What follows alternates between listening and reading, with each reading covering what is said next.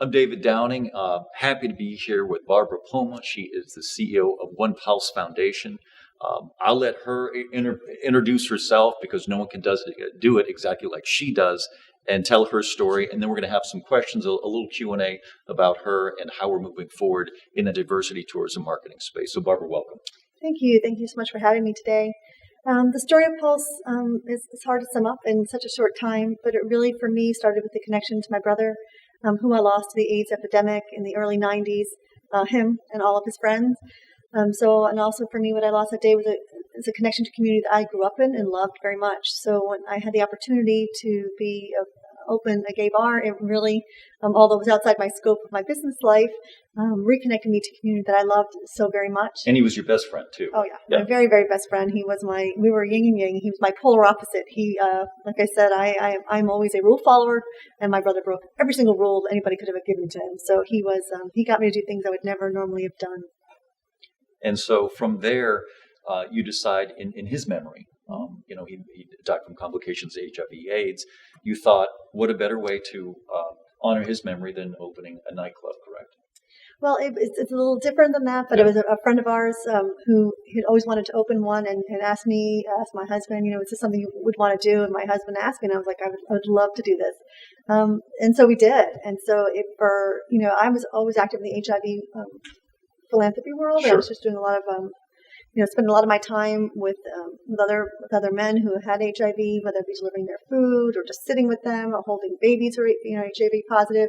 So having the opportunity to have a place where I can actually do a lot of HIV education was important to me. We did testing out there. We had a testing bus outside on the weekends. We did all kinds of, my staff was always educated on how to talk to our patrons about HIV and testing. Right. So it really, for me, became a place where I could still continue to do the work. And you said something telling that, you wanted this nightclub to be LGBTQ plus, a place of diversity, but you wanted it to be a place where you would bring your mother, correct? Absolutely. Which is not a lot of gay clubs would say there's a place you want to bring your mother.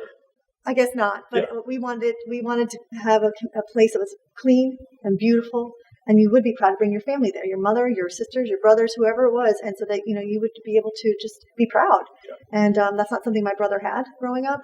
And I wanted to make sure that we changed that. And, when we talk about the 49 lives lost that night, and the sheer awfulness of what happened, what came out of it was some really beautiful things. You talked about the foundation, you talk about, the more obvious thing, and you just gave a great, almost a full hour, and this is a little précis of it, but, most of the memorials, she traveled around, looked at all these different other kind of memorials, and they said, well, there's always a memorial, there's always a visitor, but then the two other elements that are really interesting to what you did is the scholarship and the education. Can you touch on those just a minute? Sure. The Legacy Scholarships is a really important program. It really came out of the family conversations because the families just wanted their loved one to be remembered more than just by a name on a wall, which they're grateful for, and they love the idea, or just be read once a year on June 12th. These were human beings. These were people who had lives. They had aspirations. They had senses of humor, and they just had they had a lot to live for, and they want them to be remembered. And so to do that, what we did was create 49 individual scholarships, and one in each of their names, and we let their families designate to what career choice it would be. And so again, something that had never been done before, because everybody I talked to was like, you can't have 49 individual scholarships. I'm like, we're going to have to. Right. So they range from anywhere from cosmetology up to doctorate level, and anywhere journalism and all kinds of great opportunities for people to apply.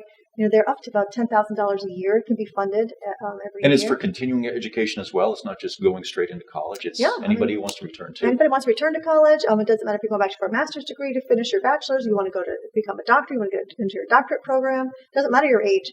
You also don't have to be LGBTQ to apply, because not everyone who went to Pulse was LGBTQ, and everyone who lost their lives were LGBTQ. They were allies, obviously, but it's just, we wanted their scholarships to be reflective of the 49 and of what Pulse's legacy of love was about. That's an important point, because it's truly reflective of Pulse that it's not just LGBTQ. It was a place where the friends and families and, the advocates of diversity gathered. You showed a picture, and maybe we can dub this in later, but a rendering of the memorial that is going to be. It's a living, breathing, beautiful space. Can you give us an idea of the scale of what's being proposed and what the timeline might be? Sure. The memorial site itself will be where the building is. Yeah. So there'll be some change, a little alteration to the building for give people a place to sit. But we purchased a little bit side property so that we'll expand the size of it since we hold our memorial remembrance ceremonies every single year. The memorial is meant for a place to come and reflect and be quiet and to really bear witness and to have some just time to be there. The museum, which is about a third of a mile down the street, or in the corner of Division and Cayley, close to I-4, Okay. is the tall building, and that's the museum. And the museum is really what we call a museum because it will be. I mean, it has, of course, it'll have exhibits. It'll tell the history of Pulse. It'll talk about why Pulse was important. It'll talk about the night. It'll talk about the response and the change that can come from that response. So to me, it's an educational institution. It will have classrooms in it. It will have a place for meetings. It'll have a place. It'll have an auditorium. It has community spaces. It's meant for this entire community Right. to come to and be a part of and to learn from. So it's a matter of always about changing hearts and minds and opening eyes and doors. And that's just what we're going to do. And that's the plan and the goal of all the education programs as well. And that's extraordinary. So this is your full-time mission. This is what you've dedicated yourself to, making sure onePULSE moves on and these objectives are achieved. Yes, this is what I do 7 days a week. It's a big job. It is. Yeah. I've built a great team. Good. Still continuing to build great support, and we have great support from our local community, our state, and the nation, and really the world. So I don't feel alone anymore, and it's been a long time. In the very beginning of the shooting, it was a very lonely place to be. But I could tell you that it's not lonely anymore, and that really surrounding yourself with people who bring you light, and it just helps us every single day to do this work. It's not easy to be surrounded by the Pulse tragedy every single day. Amen. Everyone else goes to work. This is our work, so we're doing it every day. People who bring you light, what a perfect way to end. And if anybody wants more information or wants to help with the fundraising or information on the scholarships, where can they find that? Sure. Everything that you need to know about us is on our website. So it's at onepulsefoundation.org. You can click through and see our legacy scholars who were awarded last year, learn about our scholarship program there. You can learn how to help us with those scholarships and all of our events and everything that we're planning. Our timeline's on there as well. Thank you for being here today. Thank you for your time, and thank you for sharing your story with us here at Thrive Summit. Thank you for having me.